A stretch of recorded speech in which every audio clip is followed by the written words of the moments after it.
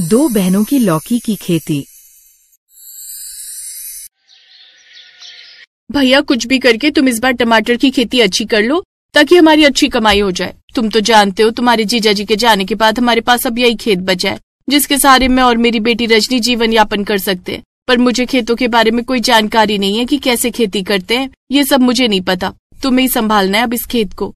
अरे बहन काहे को चिंता करती हो, मैं सब संभाल लूंगा। तुम अकेली नहीं हो। और हाँ, रजनी मेरी भी भांजी है। मुझे पता है मुझे अपनी बहन और भांजी का ख्याल कैसे रखना है।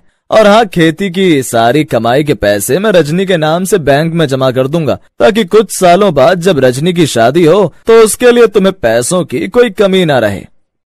सुनो जी, तुमने तो कह दिया कि रजनी के लिए पैसे जोड़ोगे, पर ननद जी की सौतेली बेटी वर्षा का भी तो हिस्सा इस खेत में है, उसे भी तो खेती की कमाई के पैसे देने होंगे। आप गलत सोच रही हो भाभी, मैं वर्षा को एक फूटी कौड़ी भी नहीं देने वाली। आप मुझे खेती में से कमाई का हिस्सा देने की बात कर रही हो। वर्षा मेरी सौतेली बेटी है, उसे तो मैं धक्के मारकर पहले से ही घर से निकाल चुकी हूँ। आपको पता है कि वो घर के सामने टूटी झोपड़ी में रहती है। पता नहीं मजदूरी का काम करके खुद ही थोड़ा बहुत कमा कर खाती है। मैंने आज तक पूछा भी नहीं उससे वो जिए या मरे मेरी बला से। कमला अपनी सौतेली बेटी वर्षा से बहुत नफरत करती थी। उसने शादी के बाद से ही वर्षा से दूरी बनानी शुरू कर ली और पिता की मृत्यु के बाद वर्षा को बहुत दुख झेलने पड़े। कमला ने वर्षा को घर से निकाल दिया। अब वर्षा अपनी झोपड़ी के आंगन में ही जो जमीन थी उस पर थोड़ी बहुत खेती करके पैसे कमाती थी और उसी से उसका गुजारा होता था। चाचा, सेम की फली खरीदोगे? मेरे आंगन की ताजी सेम है। हाँ वर्षा बेटिया, क्यों नहीं, जरूर खरीदूंगा। तुम्हारे घर के आंगन की सारी सब्जियां बहुत ही हरी भरी और ताजी होती हैं। मैं तो जरूर खरीदूंगा। अच्छा चाचा, अगली बार क्या उगाऊं? आप बता दो, मैं वही सब्जी बो दूंगी। बिटिया, आजकल हरी सब्जी की बहुत डिमांड है। तुम एक काम करो, लौकी की बेल लगा लो। मैं तुमसे ज्यादा मात्रा में लौकी खरीद लूंगा। ठीक है चाचा, तो मैं इस बार लौकी की खेती कर लूंगी। एक बात बोलूं वर्षा बिटिया, तेरे पिताजी मेरे बहुत अच्छे मित्र थे। जब कभी कोई बातचीत करनी होती थी तो घंटों मेरी दुकान पर बैठ जाते थे। उनके जाने के बाद तेरे ऊपर इतने दुख आ गए, पर हम गैर हैं, तेरे लिए कुछ बोल नहीं सकते बिटिया। वैसे तुझे कभी भी किसी चीज की कोई परेशानी हो तो मुझे एक पिता की तरह याद कर लेना। चाचा, आप मेरी इतनी मदद करते हो, मेरी उगाई हुई सब्जियां आप अपनी दुकान पर बेच देते हो, मेरे लिए यही बहुत बड़ी बात है। मुझे कुछ नहीं चाहिए चाचा, बस आप सब बड़ों का आशीर्वाद मिलता रहे, मेरे लिए यही काफी है। वर्षा का स्वभाव बहुत अच्छा था। इतने दुख झेलने के बाद भी उसका चेहरा हमेशा मुस्कुराता रहता था। गांव में सब उसकी बहुत तारीफ करते थे। इधर वर्षा लौकी की खेती करने की तैयारी कर रही थी, उधर कमला का भाई टमाटर की खेती की तैयारी कर रहा था। अरे बहन, मैंने कहा तो यहाँ मैं सब कुछ संभाल लूंगा। तुम और सरला दोनों मिलकर शहर घुमाओ, बच्चे भी खुश हो जाएंगे। हाँ नन्नत जी, चलो ना, हम चारों शहर चलते हैं। कितने दिनों से हम कहीं घूमने नहीं गए। यहाँ की खेती बबली के पापा संभाल लेंगे। ठीक है भाभी, तो मैं जाने की तैयारी करती हूँ। मदन भले ही रिश्ते में कमला का सगा भाई था, पर उसने अंदर ही अंदर अपनी पत्नी के कहने पर कमला को धोखा देना शुरू कर दिया। बहन, अगर तू बुरा न माने तो मैं तुझे एक बात बोलूं, पर तू मेरी बात को गलत मत समझना। अरे भैया, तुम मेरे अपने हो, बताओ तो क्या बात है। कमला, मैं तेरे खेत पर खेती कर रहा हूँ, पर कहीं ना कहीं मेरे मन में एक बात खटकती रहती है। मैं सोचता हूँ कहीं ऐसा ना हो कि मैं इतनी मेहनत करूँ और कल को वर्षा इस खेत पर कब्जा कर ले। है तो वो जीजा जी की सगी बेटी ही ना। अगर तू खेत मेरे नाम कर देगी तो तुझे कोई डर नहीं रहेगा। मेरे से तो वर्षा खेत ले नहीं पाएगी। हाँ, अगर खेत तेरे नाम रहा तो तेरे से जरूर वो हड़प लेगी। क्या तो तुम ठीक रहे हो भैया, एक काम करो, खेत तुम अपने नाम ही करवा लो, मेरी सारी चिंता दूर हो जाएगी। कमला के भाई ने धोखे से खेत अपने नाम करवा लिया और फिर कुछ दिनों बाद जब टमाटर की पैदावार हो गई तब कमला के भाई ने टमाटर की फसल बेचकर सारे पैसे अपने पास रख लिए और फिर एक रात अपनी पत्नी और बेटी के साथ वहाँ से भाग गया। अगली सुबह कमला जब सोकर उठी तो उसे घर में कोई दिखाई नहीं दिया।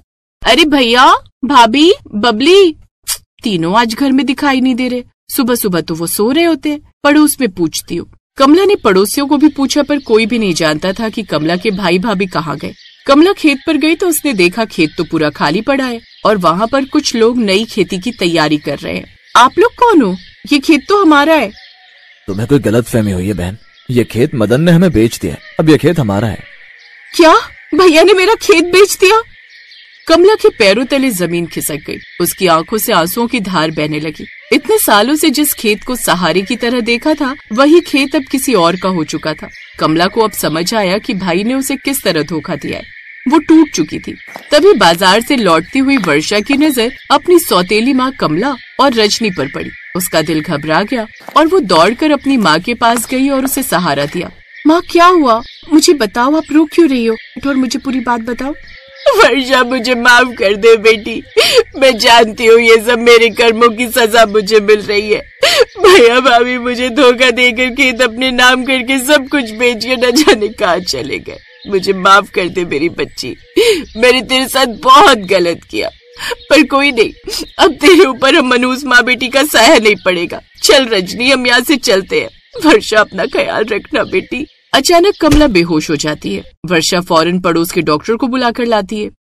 आपकी माताजी के शरीर में बहुत कमजोरी है, इनका ब्लड प्रेशर बहुत हाई हो गया था।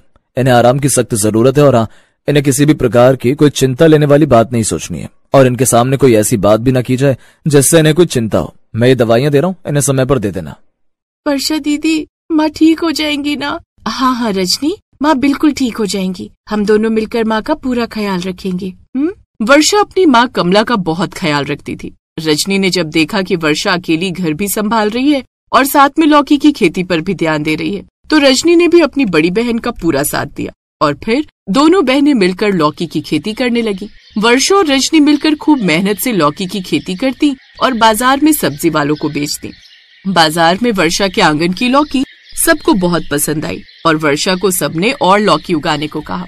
जहाँ पहले गांव वाले दोनों बहनों को सौतेली बहनें कहकर बुलाते थे, आज वही गांव वाले वर्षा और रजनी दोनों बहनों की लौकी की खेती देखकर उनके रिश्ते की मिसाल देने लगे। कमला ने भी अब वर्षा को अपनी बेटी मान लिया और अपनी दोनों बेटियों के साथ खुशी खुशी जीवन बिताने लगी।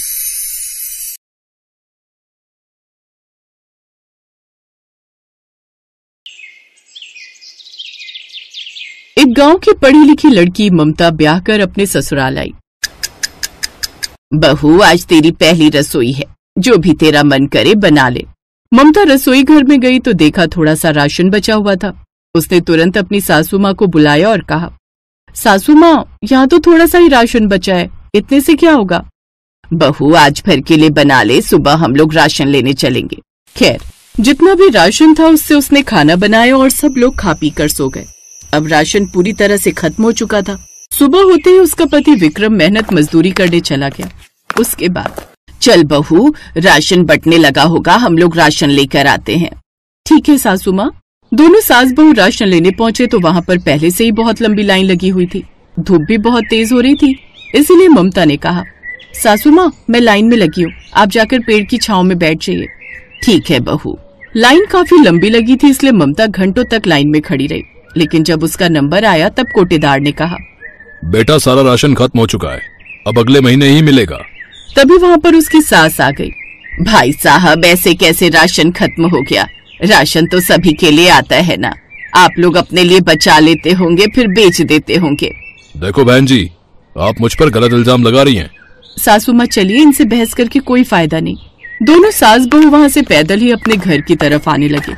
रास्ते में ममता ने देखा कुछ लोग अपने खेतों में ट्रैक्टर से जुताई कर रहे थे, कुछ लोग ट्यूबवेल से पानी दे रहे थे, तो कुछ लोग धान लगा रहे थे। ये सब देखते देखते दोनों घर पहुँच गए।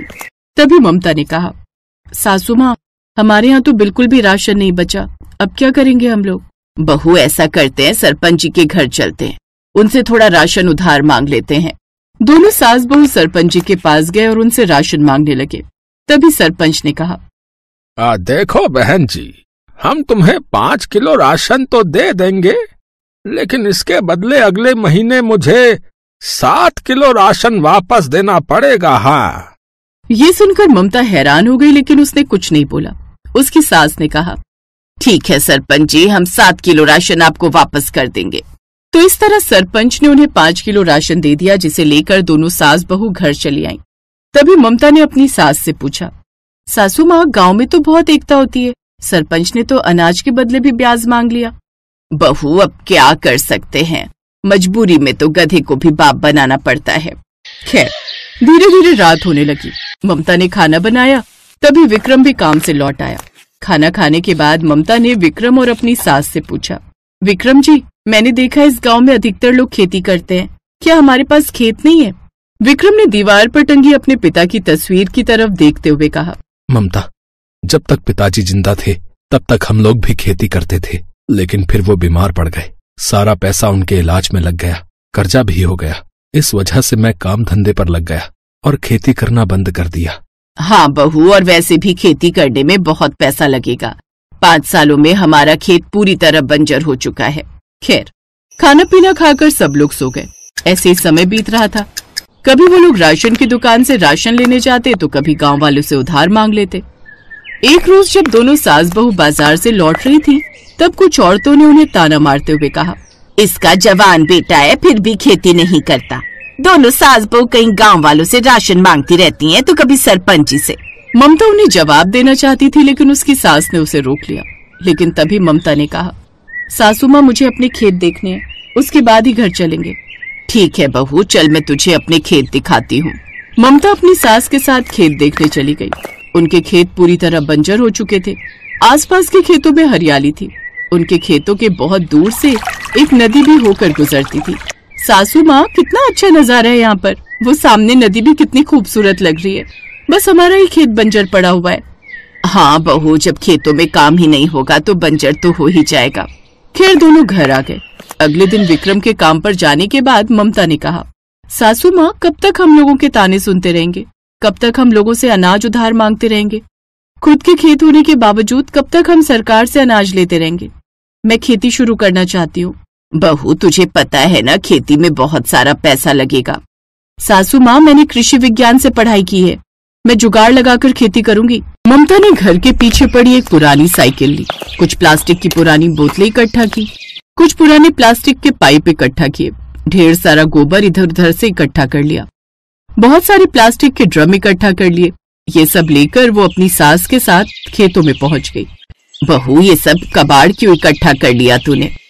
सासू माँ, देखती जाओ मैं क्या करती हूँ। सारा गोबर ममता ने सबसे पहले पूरे खेत में डाल दिया।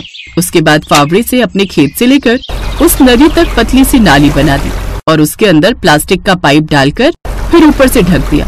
फिर उस पाइप में मुंह लगाकर उसने नदी का पानी खींच लिया। अब उस नदी का पानी पाइप के जरिए सीधा उसके खेतों में आने लगा।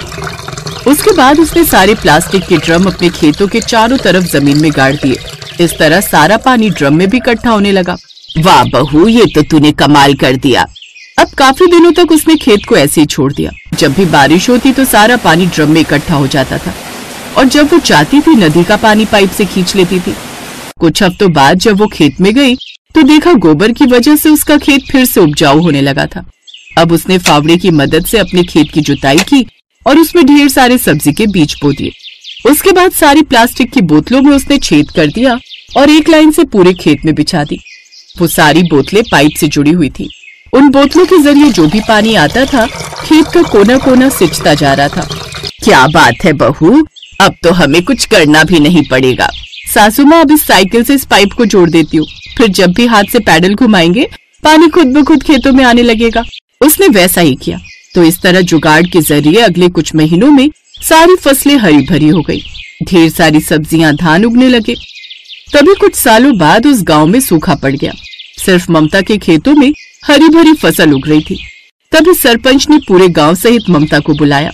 बहू, तुम अपने खेतों में ऐसा क्या करती हो भाई कि बिना पानी के ही तुम्हारी फसल उग रही है? सरपंच जी, बिना पानी के भी कोई फसल उग सकती है क्या? ये सब मेरी जुगाड़ू खेती की वजह से हुआ है। बहू, तुम तो जानती हो हमारे गांव में सूखा पड़ा है, लाइट भी नहीं है। ये जुगाड़ू खेती पूरे गांव को सिखा दो भाई, है? ममता ने पूरे गांव को जुगाड़ू खेती सिखा दी। इसके अलावा गांव में बड़ा सा तालाब भी खुदवा दिया ताकि बारिश का पानी इकट्ठा किया जा सके। सरपंच ने ममता को उस गांव का कृषि विभाग सौंप दिया। अब ममता अपने पति के साथ मिलकर कृषि विभाग संभालने लगी और सब खुशी खुशी रहने लगे। Thanks for watching.